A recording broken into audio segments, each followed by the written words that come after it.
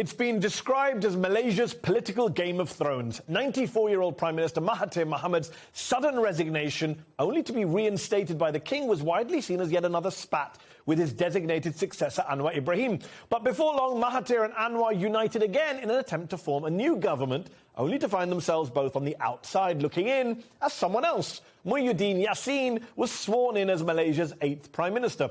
So where did it all go wrong for Malaysia's political colossus, Mahathir? And what does it mean for the country? Joining me now from Kuala Lumpur to discuss this is Syed Saddiq, a Member of Parliament who served as the Minister of Youth and Sport in Mahathir's most recent government. Thank you for joining me on Up Front. It's been a wild 2 weeks in Malaysian politics. Just a week ago, your political mentor, Mahathir Mohamad, seemed poised to stay on as Prime Minister, beyond the time anyone had really imagined when he came into power in 2018. Now he's gone, he's been sidelined, he's crying foul. He says he's been betrayed. How did it all come to this? It came to this because of the formation of an illegitimate backdoor government. The fact that without Dr. Mahathir's knowledge, that his own colleagues decided to work together with the well-known global kleptocrats to form a backdoor government and to take down the democratically elected Pakatan Harapan government, I think is truly a sad day for Malaysian democracy. There are obviously a lot of concerns about the legitimacy of this new government. You called it a backdoor government lacking in legitimacy. It wasn't elected by the people. The Guardian newspaper in the UK, for example, called the King's decision to name Muhyiddin Prime Minister a royal coup. Is that a description you would agree with? I think it's unfair to blame the Malaysian King.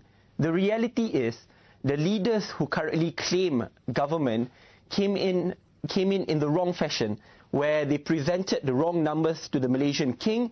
For an example, my party president claimed that I support him, that I signed the statutory declaration, including to Dr. Mahathir and Datuk Seri Mukris Mahathir. So when he presented the numbers to the Malaysian King, he claimed that he had 36 members of parliament supporting him among his party. But in reality, that is not the case. But the Malaysian King did decide, and you're claiming that Muhyiddin doesn't have the support of majority of members of parliament, but the King decided he did, appointed him Prime Minister. Did Mahathir not see this coming? Did he miscalculate? How did this great tactician, who's been around so long, get outplayed by Muhyiddin? Is he out of touch? Is he just too old?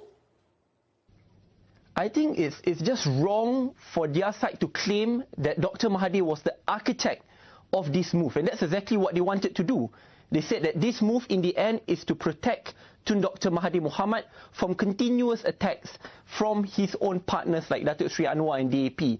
But in reality, Dr. Mahathir rejects this form of government because he wants to work with the leaders which he worked with, which won the last election, not to suddenly open the doors of government to the global kleptocrats to come in. And you say that Mahathir wants to work with the leaders who he worked with in the last election and the people who came in. Isn't the problem there that, yes, he's kept his promise not to ally with UMNO, who you call global kleptocrats, the party tainted by corruption and lost power in 2018. He may have kept that pledge not to work with them, but he also failed to keep another pledge, which was he was going to hand over power to Anwar Ibrahim. That was the promise he was made. That was what Anwar Ibrahim believed, and he didn't do it. Had he stuck to that promise, maybe you wouldn't be in the situation you are today, so divided and all over the place. He has. And the fact is that in the last discussion at the Pakatan Harapan Presidential Council, including Datuk Seri Anwar Ibrahim and Dr. Mahathir was there, I'm a part of the Presidential Council, there was an agreement to give room for Dr. Mahathir to govern, and then when the right time comes to hand over power to Datuk Seri Anwar. An agreement was after APEC. But hold on, you say that when the right time came, he would have handed over. When was that right time? Because once he became Prime Minister in 2018, he said 1 or 2 years. Then it became, quote, 2 or 3 years. Then not beyond 3 years. Then not until after the APEC summit. He kept just kicking the can down the road, didn't he? He's been very consistent. No, he hasn't been consistent. He's been very consistent. He said all 1 to 2 years. Even then he before said 2 to 3 years. Agreement. That's not consistent. Yes. That is not consistent. He said 1 or 2 years. Then he said 2 or 3 years. That, by definition, is not consistent. Every decision is decided democratically together among all party heads in the Presidential Council of Pakatan Harapan.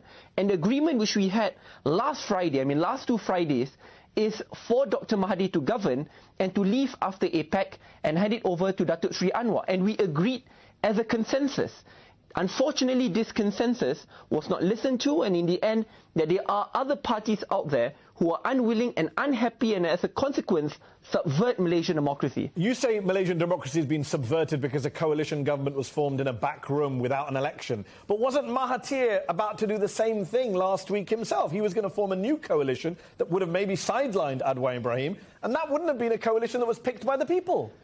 Absolutely not. If Tun Dr. Mahathir really was power crazy, he could have simply just remained as the Prime Minister, and for there to be a change in coalition with him still heading the Prime Ministership. That was exactly what this new coalition wanted. Instead, he stepped down, his moral conscience is clean, and he still fought to ensure but he's not that the democratically elected government will stay in power because of the people. Down, but he's not retiring, and you say he's not power crazy. How would you describe a 94-year-old who is still in office and has been Prime Minister since before you were born?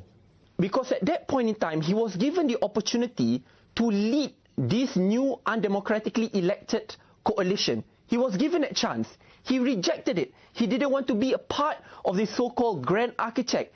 What happened after that? He stepped down. He continuously aligned himself with his democratically elected partners and moved in to challenge this unholy alliance which just came in. Just bigger picture, I want to ask you about what this all means for Malaysia moving forward as a multi-ethnic, multi-religious country. Anwar Ibrahim's party has long spoken about taking a non-racial approach. When he allied with Mahathir, there was hope that this would be a different Malaysia going forward, especially for minorities. Some would say Malaysia is actually going backwards now under this new Prime Minister and this new government. Are we going to see a new set of policies favouring Malay or Muslim supremacy in Malaysia now?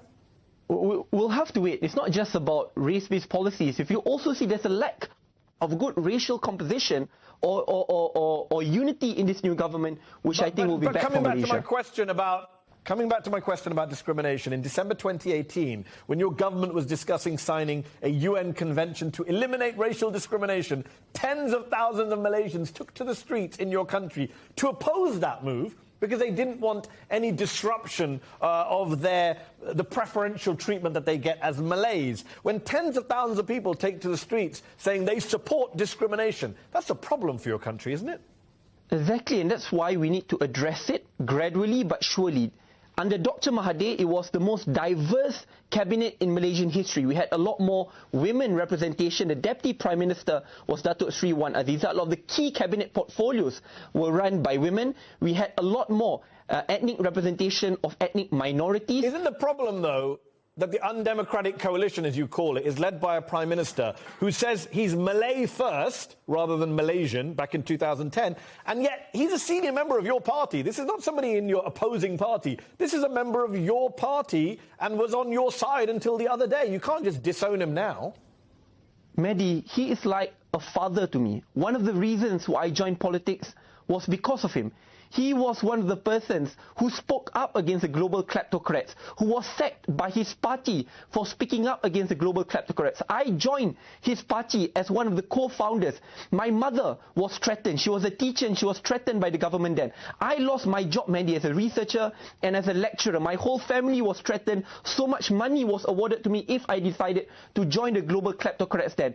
What truly disappoints me is that today, my very own leader, my father, decided to open the door of Malaysian government and democracy to the same global kleptocrats who threatened me, my family, who sacked him and threatened his family, and now are aligning himself. And I get that. I'm asking a point about race and discrimination. You're saying he's like a father figure to you, and I'm saying to you, when you were considering him as your father figure, he was making some pretty provocative remarks about being Malay first. Would you criticize him for saying that? Do you consider yourself to be Malay first?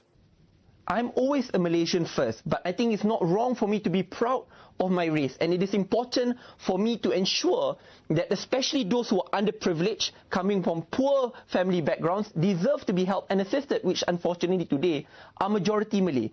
That's why when I supported him, and the foundation of this party is to ensure that poor Malays are well taken care of, but most importantly, one of the biggest founding pillars is to challenge global kleptocracy, to ensure that Malay leaders in Malaysia are known to be leaders of integrity, those who can be proud to say as leaders of all Malaysians and can never be tainted with corruption and mismanagement and abuse of power. That was the reason why I joined this party, and that was exactly the reason why I supported Tan Sri Muhyiddin Yassin, my father.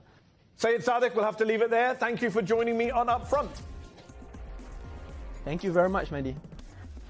That's our show. Upfront will be back next week.